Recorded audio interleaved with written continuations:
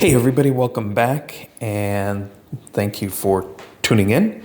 Please, if you haven't already, like, subscribe, leave comments, and feel free to share. So, the topic today is relative to work. So, I recently, many of you know, have been unemployed and will be starting a new job hopefully soon. But in my application process, I actually, a very good friend of mine, a very dear and good friend of mine, recommended to me applying for a job for a local foundation that is very well known in the state and the region. The job was sort of a community-based technical assistance person. That's the best way to describe it. So going into these organizations that seek funding and help them basically with the funding, kind of work with them to develop a program to utilize the funding to benefit the individual communities that they're working in. So having a lot of experience in doing that type of community development stuff, I applied and got a screening interview. Now, when I spoke to the woman, very nice woman from a headhunting agency that was working on behalf of the foundation, they were doing all the screening work and making recommendations for finalists and, so on. So according to her, 500 people applied for this position. And I was one of about 30 people that got a call for a screening interview. And we had a nice chat for about, I think, half hour, 35 minutes, not a lot of time. She asked a bunch of canned questions, and the fact of the matter is I did not get a call to be on the finalist list.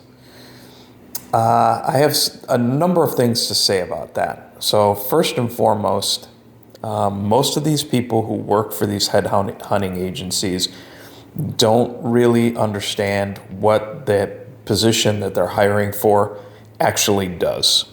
They think they have an idea, but they don't.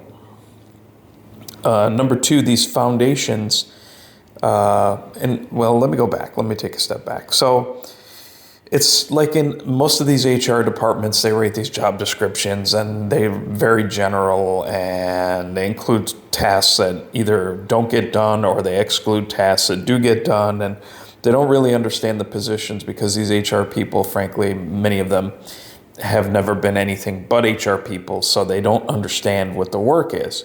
And you can't really expect them to. And this is part of the problem with Western culture and how we deal with a lot of stuff, particularly in America.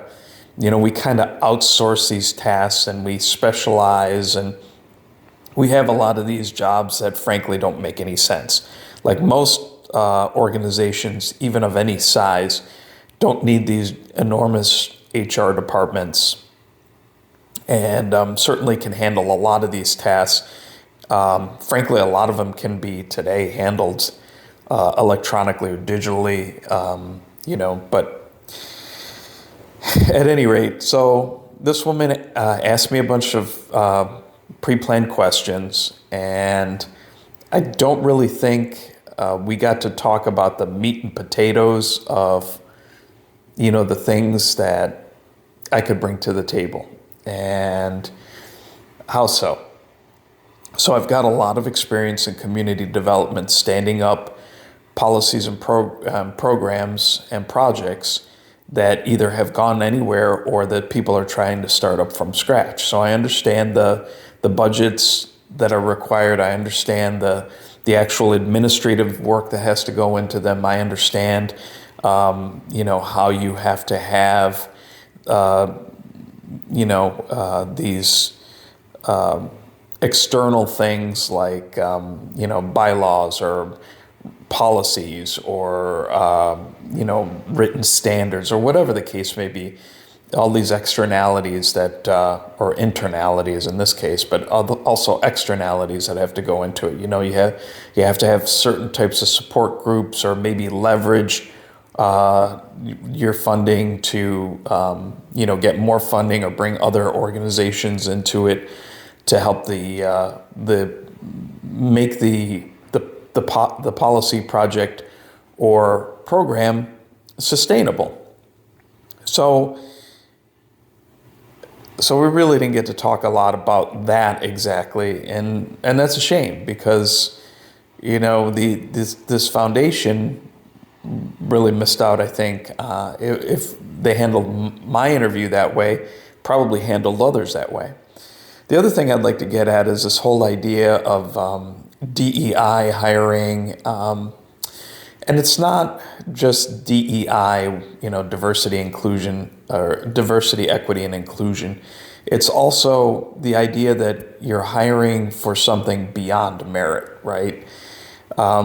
So I'm a fairly conservative person. I'm not really a conservative per se. I have what a lot of conservatives would consider maybe even left-leaning ideas or values, and that's because I'm more libertarian than I'm really a conservative. But having said that, some of my more conservative, I'm religious, I'm Christian, I very much hold my Christian faith dear to me, and some of the values that go along with it, preserving life and so on and so forth. Some of the other things, like the rainbow things, anyway, there's a part of me that is like live and let live, and there's a part of me that's like, well, if it's wrong, it's wrong. But that type of inconsistency, I don't struggle with. I have an easy enough time compartmentalizing it. But here these organizations are very much oriented towards hiring what they consider to be progressives, or most folks today call them liberals. And the problem with that is a lot of these folks aren't really versed. The idea that you're just going to mollycoddle people and play to their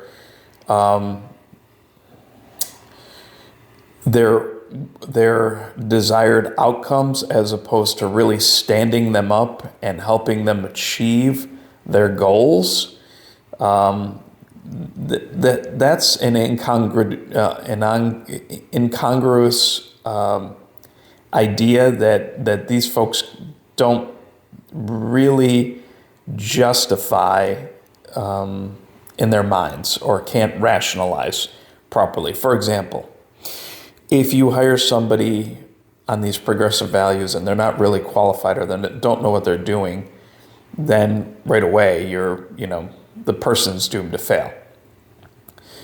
On the flip side, say you do find a progressive person that does know what they're doing, but they kowtow to some of these community organizations that maybe have an idea that could conceivably be massaged into something, but they're too busy placating them by playing to the whole virtue signaling. Yeah, no, whatever, you know best. I don't know, you tell me. And it's like, well, that's not going to work. If the project is doomed to fail and you're just really peeing money into a hole, then what are you accomplishing? You're not really helping them.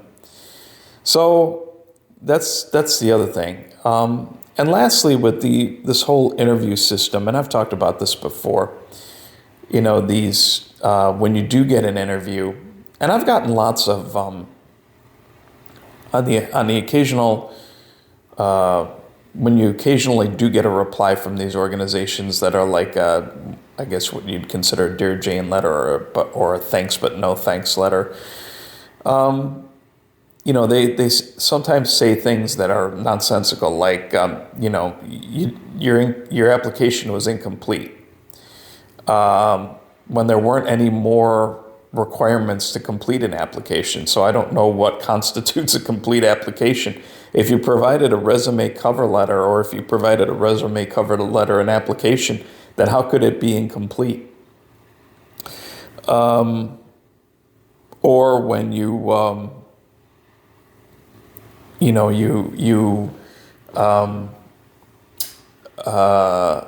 they'll say things like, you're not qualified for the job, when the job says you need 5 or more years of experience in this, and you've got 20 years experience. How can you not be qualified for the job with 20 years experience if the requirement was only 5?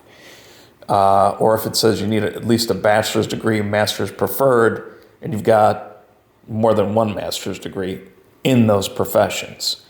So these things, it's small wonder sometimes why America really isn't falling behind. America has fallen behind. And it's more than, that doesn't even do it justice. America's really the epitome of a failing empire, or a failed empire. Things are not going well here. We don't, aside from not manufacturing anything, we're to the point now where we can't even keep what we have going. Roads, I drive on the state roads all the time around here, because living in the country, you can't help but drive on these state roads. They're terrible. They're so, and yet this state purports to have a budget surplus. And at one time, I think they were purporting to have a budget surplus of $2 billion. Where's that money going? Why isn't it going into the roads? Things like that. We can't maintain bridges. We certainly can't do new projects. We don't build anything anymore. It's really sad. But this is the future. This is the present, and this is the future. It's not just, it's not just going to be playing catch up, or, China's not eating our lunch. China ate our lunch, China ate our breakfast, China ate our dinner, and they're not the only ones. There are lots of countries in this world, small countries, that now have it all over us in terms of manufacturing, in terms of producing, in terms of building cities and civilizations. It's unfortunate, but for those of you young guys out there, America's best days aren't ahead. They're long gone. So I tell some of the younger guys that, my son and some of his friends, that their best hope is go somewhere overseas where, you can make a difference, and where you can build a real life and have the ability for economic opportunity, because it's not happening here, particularly if you're a white man. But listen, this isn't about race necessarily, because if you happen to be a person of color, if you happen to be black or Hispanic or something, the society is not going to get any better for you either. It's just going to continue to devolve. Like, you may have more opportunities than you had in the past, but the opportunities here are gone. And like I said, my experience with that whole thing, that whole foundation, and this whole job search in general has really taught me. I knew these things. I realized a lot of these things at an early age, I would say, because of economic displacement. I worked for a Fortune 100 company when I was a young man and got laid off. So I got to experience it and really read about it, and Austrian economics and, Keynesianism and all that at an early age. And by early age, I don't mean, I was a relatively young man, but these are things that I was thinking about and we were talking about in my friend circle back in the mid to late 80s. So it's been a while for me. And all along we've been progressing. And at every point we have been sold out by our politicians and our so-called leaders, most of whom have been baby boomers. So I hope somebody gets something out of this. Again, I don't give life advice, financial advice, or otherwise. I just am a guy who talks into a mic for entertainment purposes only. But I thank you for listening. Again, if you wouldn't mind liking, subscribing, and leaving comments, I'd sincerely appreciate it. Thank you, and I'll see you down the road.